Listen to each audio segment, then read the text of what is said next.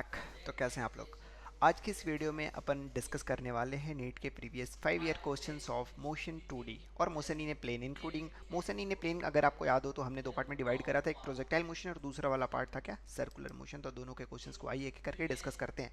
ठीक है, 2024 नीट में क्वेश्चन पूछा गया। क्वेश्चन अपना क्या है? क्वेश्चन ये है कि a bob is hurled in a horizontal circle with means of string at initial speed of 10 revolution per minute. If the tension in the string is quadrupled while keeping the radius constant, the new speed पूछ रहा है। इसका question में given है। एक tension के help से हम क्या करते हैं बेटा,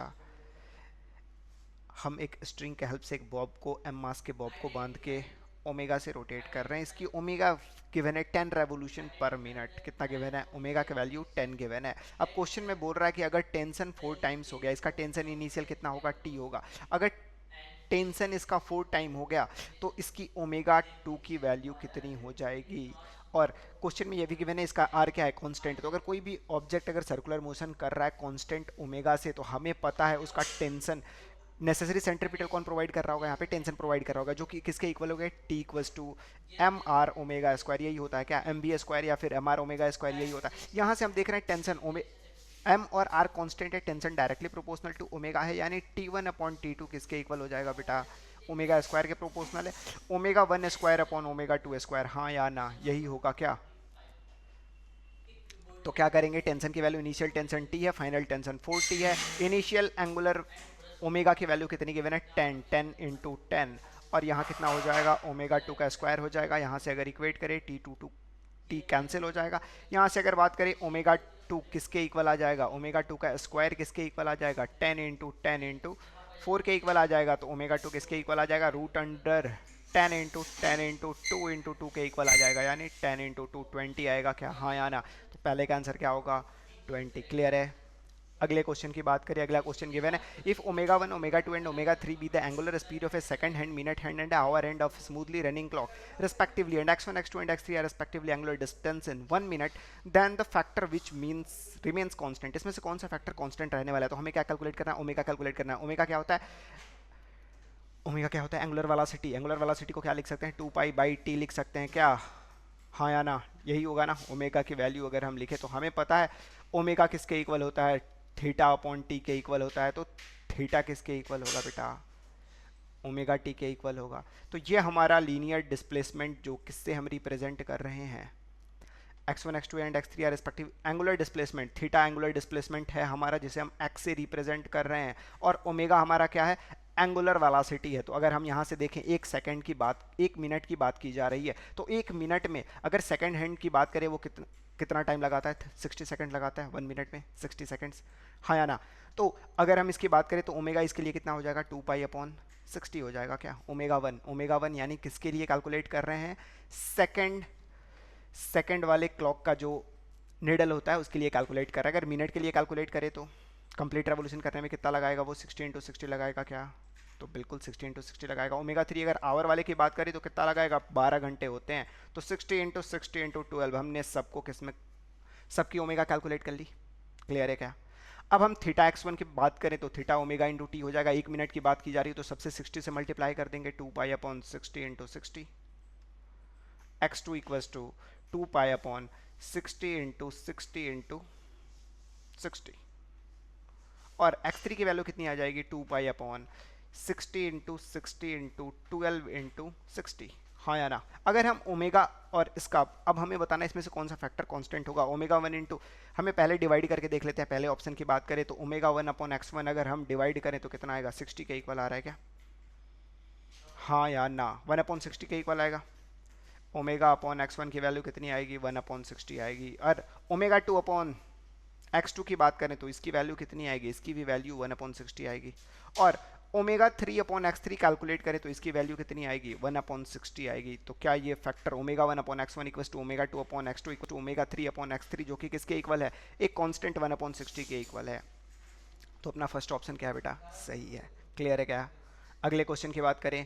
अगला क्वेश्चन हमारा पूछा हुआ है, अ ball is projected from point A with a velocity 20 meter per second at an angle 60 degree to the horizontal direction. At the highest point B of the path, the velocity of the ball. अगर highest point की बात करें projectile motion में, अगर projectile motion की बात करें तो प्रोजेक्टाइल मोशन में कितने डायरेक्शंस के अलोन मोशंस हो रहे होते हैं? दो डायरेक्शंस के अलोन हो रहे होते हैं, एक एक्स एक्सिस के अलोन, दूसरा वाई एक्सिस के अलोन। इस बी पॉइंट पे पूछ रहा है, बी पॉइंट पे अगर वाई एक्सिस के अलोन की वेलोसिटी की बात करें तो वाई एक्सिस के अलोन वेलोसिटी कितना हो जाएगा? 0। लेकिन एक्स एक्सिस के अलोन वेलोसिटी अभी भी होगा, और कितना होगा भाई? अगर 20 से थ्रो कर रहे हैं तो हमें पता है एक्स एक्सिस के अलोन कोई एक्सेलरेशन नहीं है इसे अपोज करने के लिए, तो एक्स एक्सिस के अलोन इसकी वेलोसिटी क्या होनी है? कांस्टेंट होनी है। किसके इक्वल होगा?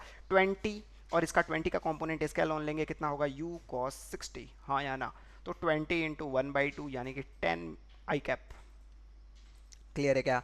10 मीटर पर सेकेंड अलोन एक्स डायरेक्शन होगा, हाँ या ना? तो अपना फर्स्ट ऑप्शन क्या है? इसका भी सही है। अगले क्वेश्चन की बात कर लें। अगला क्वेश्चन गिवन है, particle is executing uniform circular motion with velocity v and acceleration a, which of the following is a true? v is constant, velocity constant होता है क्या? बिल्कुल कांस्टेंट नहीं होता। सर्कुलर मोशन करते वक्त उसका वेलोसिटी उसका डायरेक्शन हर पॉइंट पे क्या हो रहा है बेटा? चेंज हो रहा है क्या? हाँ, तो चेंज हो रहा है, तो वेलोसिटी कांस्टेंट ही है। एक्सेलरेशन, पहला ऑप्शन वेलोसिटी इज कांस्टेंट, ये तो ऐसे ही गलत हो गया। दूसरा velocity is constant, acceleration is not constant, ये भी velocity is not constant, A is not constant. Acceleration की बात कर लेते हैं। अगर मान लो एक्सेलरेशन की बात करें, ये पार्टिकल यहाँ से यहाँ गया, तो इसके एक्सेलरेशन के भी तो दो कंपोनेंट होंगे, अलोन रेडियस होता है यूनिफॉर्म सर्कुलर मोशन के कंडीशन में।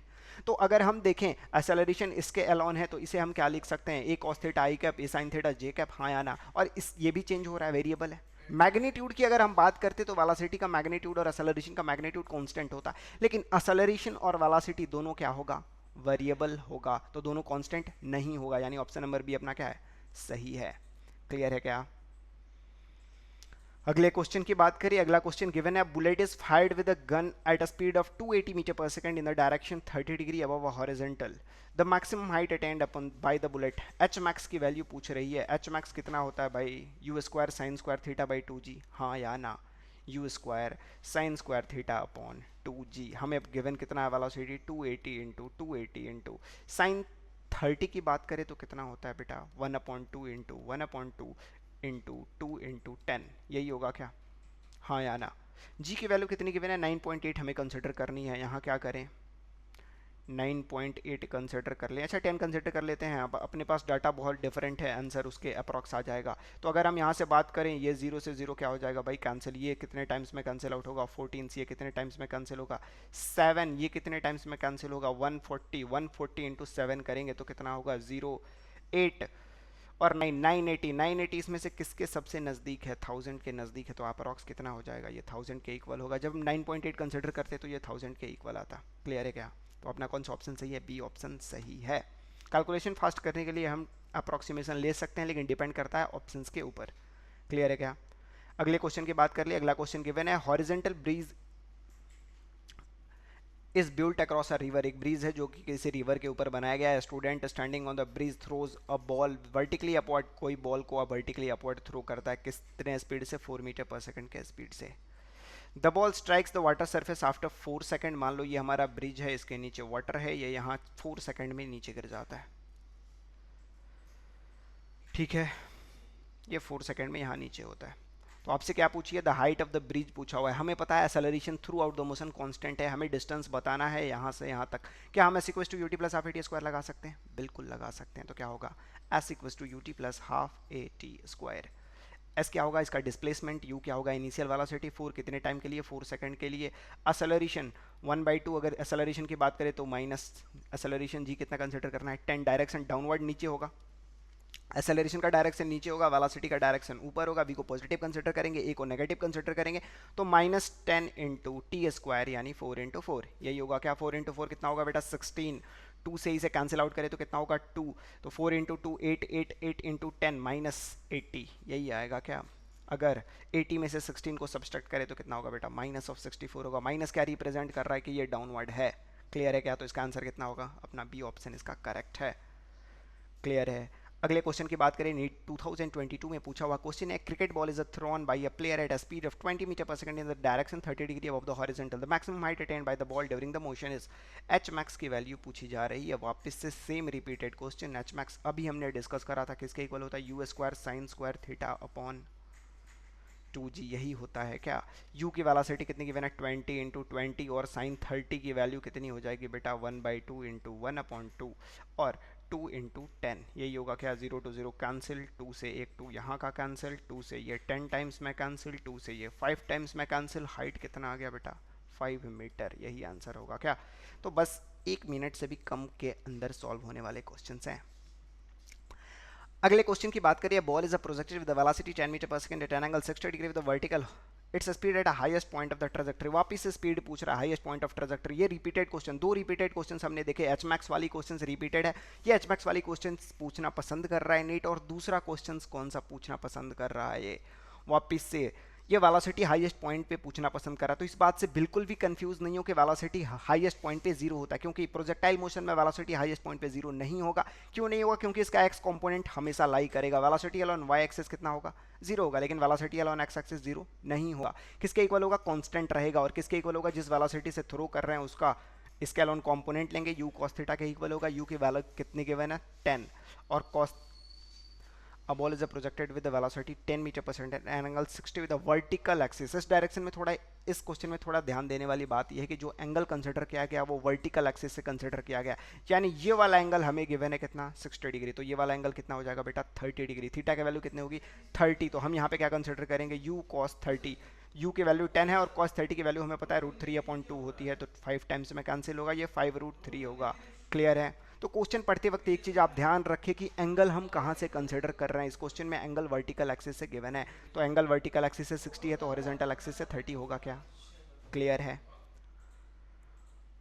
अगले क्वेश्चन की बात करें, अपना अगला क्वेश्चन गिवन है, particle moving in circle of radius r with a uniform speed takes a time t to complete one revolution. If the particle were projected with the same speed at angle theta to the horizontal, the maximum height attained is equal to 4r the angle of projection. Theta की value पूछी जा रही है। अगर मान लो कोई object circular path पे मूव कर रहा है, उसे टी टाइम लग रहा है कंप्लीट करने में, तो हमें पता है स्पीड क्या होता है भाई, बोलो। Speed equal to distance upon time होता है, हाँ या ना, डिस्टेंस अपॉन टाइम होता है। इसका डिस्टेंस कितना ट्रेवल करेगा, एक कंप्लीट रेवोल्यूशन में 2 पाई ट्रेवल करने वाला है, तो स्पीड कितना हो जाएगा, 2 पाई अपॉन टी के इक्वल होगा, हाँ या ना। अब हम क्या कर रहे हैं, किसी पार्टिकल को 2 पाई अपॉन टी स्पीड से थ्रो करते हैं। क्लियर है, थीटा एंगल पे। ये थीटा पूछा हुआ है कब, किस कंडीशन में, जब हमारा क्या गिवन है क्वेश्चन में, एच मैक्स 4r के इक्वल है, यानी एच मैक्स किसके इक्वल है बेटा, 4r के।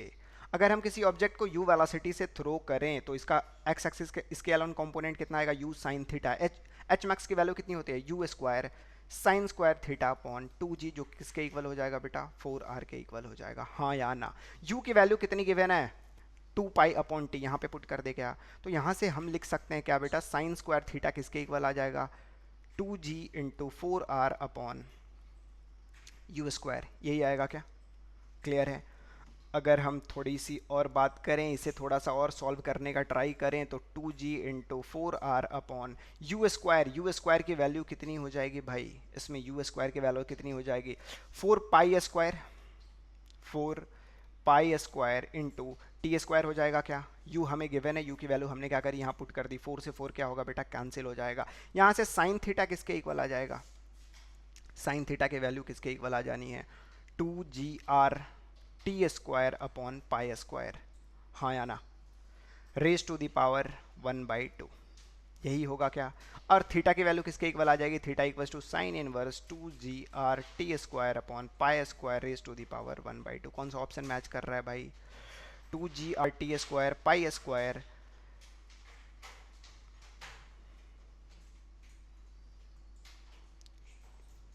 क्लियर है, हाँ या ना।